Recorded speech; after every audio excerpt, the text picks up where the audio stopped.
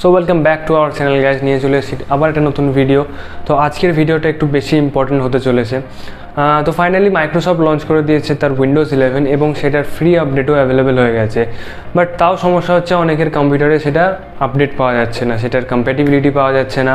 আর আমি যে কম্পিউটারের কথা বলছি না, মোটামুটি হাই স্পেসিফাই কিছু কম্পিউটারের কথা বলছি যেখানে i7 i9 প্রসেসর আছে, 16GB র্যাম আছে, 1TB স্টোরেজ আছে, সেই সব কম্পিউটারের হচ্ছে ইনকম্প্যাটেবল উইন্ডোজ 11-এর জন্য। তো এটার পিছনে কি রিজন, কী করা উচিত ইউজারদের আছে, সব নিয়েই কথা হবে। তো ভিডিওটা লাস্ট অবধি দেখো, ভালো লেগে থাকলে লাইক আর শেয়ার করতে ভুলো না। তো শুরু করার আগে আমি হলাম সৈকত, তোমরা দেখছো বং টেক হাব, যেখানে তোমাদের জন্য সাজানো থাকে নানা ধরনের টেক আপডেটস, সে দেশ হোক বা বিদেশ, যেখানে টেক থাকে সেখান থেকে টেনে নিয়ে আসি আমরা টেক আপডেটস তোমাদেরকে আপডেটেড রাখার জন্য। কারণ টেক যেখানে, বং টেক হাব সেখানে। তো তাড়াতাড়ি সাবস্ক্রাইব করো আমাদের চ্যানেল, ওই যে লাল বাটনটা নিচে আছে, জাস্ট স্ম্যাশ ইট। আর ভিডিওটা ভালো লেগে থাকলে লাইক আর শেয়ার করতে ভুলো না। So let's start.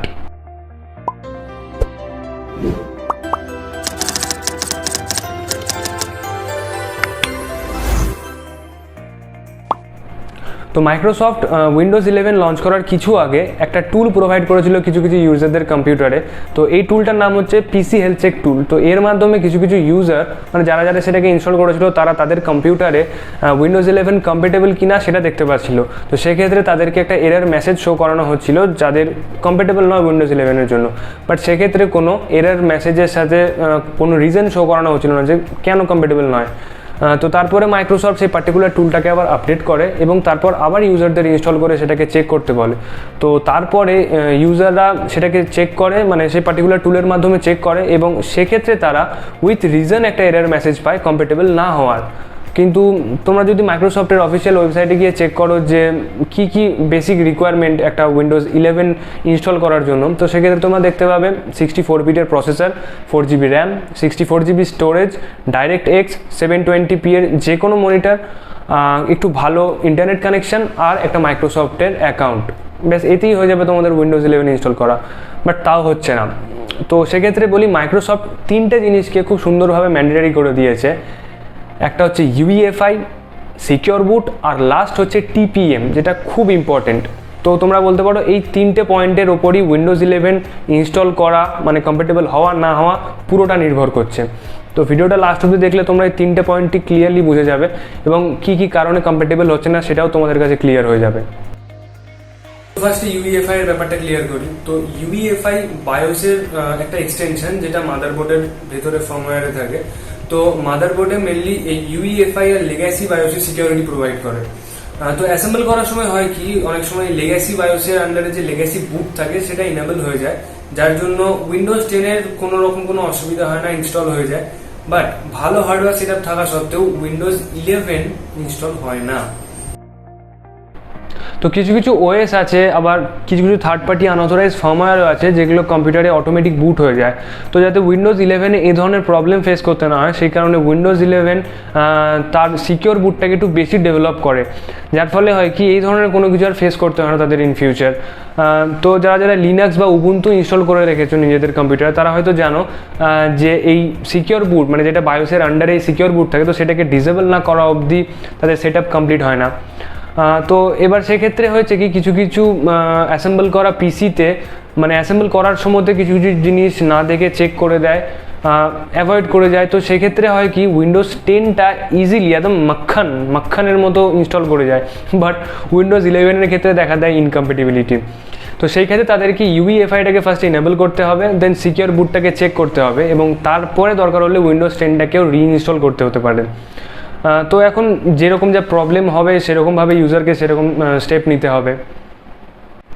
এবার ফাইনালি যেটা মোস্ট ইম্পর্ট্যান্ট পার্ট, সেটা হচ্ছে যদি তোমরা মাইক্রোসফটের যে অফিসিয়াল ওয়েবসাইট, সেখানে গিয়ে ওই রিকোয়ারমেন্ট লিস্টটা যদি আরেকবার চেক করো, তো সেখানে দেখবে TPM 2.0 ভার্সন আছে।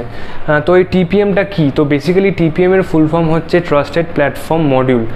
তো এটা হচ্ছে একটা হার্ডওয়্যার বেস ফিচার, যেটা আগে মাদারবোর্ডে ইমপ্লিমেন্ট করা হতো। তো সেক্ষেত্রে সেটাকে ডেডিকেটেড TPM মডিউলও বলা হতো। তো সেই সময় এই TPM-এর ভার্সন ছিল 1.2।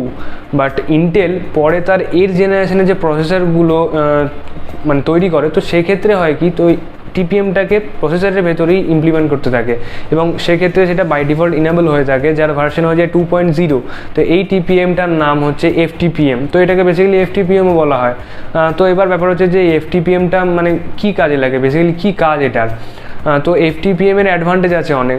সেক্ষেত্রে ফার্স্টে বলা যেতে পারে যে ক্রিপ্টোগ্রাফিতে এটা কি স্টোর করে, যেটা এনক্রিপশন ডেক্রিপশনে সাহায্য করে। তারপর এটা বিট লকার লেভেলের সিকিউরিটি প্রোভাইড করে।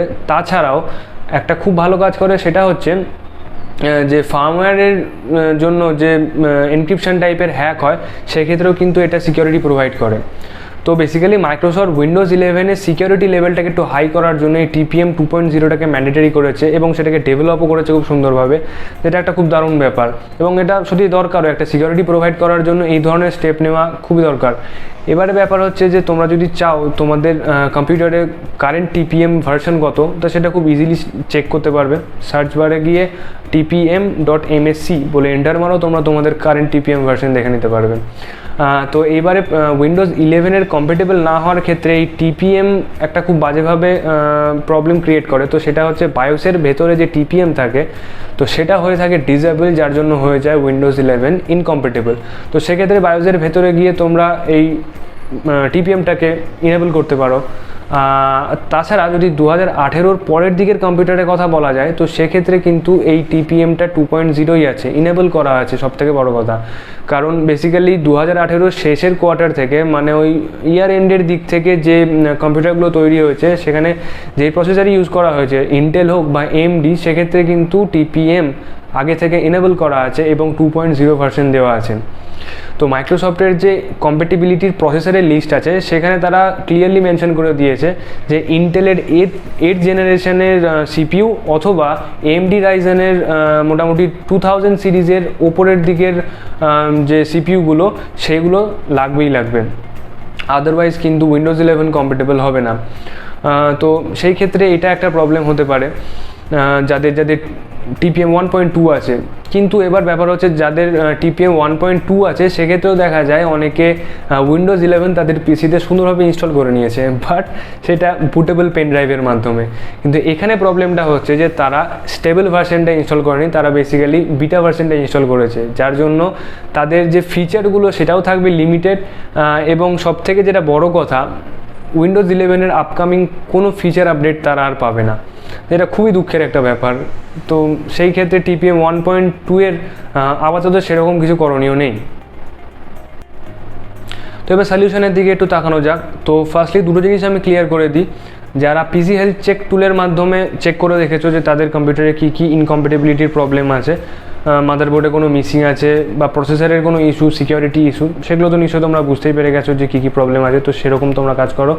আর যারা 2018-র পরের দিকে কম্পিউটার কিনেছো তো তাদের তো আর TPM রিলেটেড কোনো ইনকম্প্যাটিবিলিটি আসার কোনো কথাই না, কারণ TPM বাই ডিফল্ট ইনেবল আছে আর 2.0 ভার্সন তো আছেই।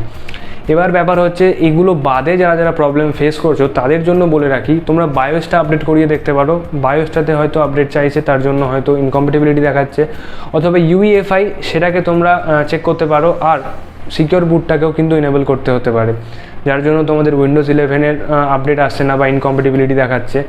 এবারে ব্যাপার হচ্ছে অনেকে হয়তো ভাবছে যে আমি উইন্ডোজ ইনসাইডারের কথা কেন উল্লেখ করলাম না। তো সেক্ষেত্রে বলে রাখি, উইন্ডোজ 11 মানে বেসিক্যালি TPM 2.0 যাদের, তারাও এই উইন্ডোজ 11টাকে ইনসাইডারের মাধ্যমে ইনস্টল করে চেক করেছে। তো তাদের ক্ষেত্রে প্রবলেম দেখা দিয়েছে, নানা ধরনের প্রবলেম দেখা দিয়েছে, মানে মোটামুটি অনেকটা অ্যামাউন্ট লোকের কথাই আমি বলছি, এক দুজনের কথা আমি বলছি না। তো সেই কারণে আমি এই ইনসাইডারটাকে রিকমেন্ড করতে চাইছি না। তো তাদের জন্য বলবো রুকো যারা, সাবার করো, চলে আসবে ইয়ার আপডেট। আপাতত রোল আউটটা পজ আছে, ওদের হয়তো কোনো রকম কোনো প্রবলেম দেখা দিয়েছে যার জন্য ওরা রোল আউটটা পজ রেখেছে, যেটা আবার কয়েকদিনের মধ্যে আবার চালু হয়ে যাবে। সো প্রবলেম নেই, তো ওয়েট করে যাও, চলে আসবে আপডেট। তো আশা করি সবাই তোমাদের উত্তর পেয়ে গেছো যা জানার দরকার। তো ভিডিওটা ভালো লেগে থাকলে লাইক আর শেয়ার তাড়াতাড়ি করে দাও, আর কমেন্ট সেকশনে জানিও ভালো লাগলো কি না। আর যদি কোনো কিছু দরকার হয়ে থাকে তো কমেন্ট সেকশনে জানাতে ভুলো না, আমরা উত্তর দেওয়ার জন্য অপেক্ষা করছি। আর তো আর কি, এখানেই শেষ, দেখা হচ্ছে নেক্সট ভিডিওতে। Till then stay টেকি, stay updated.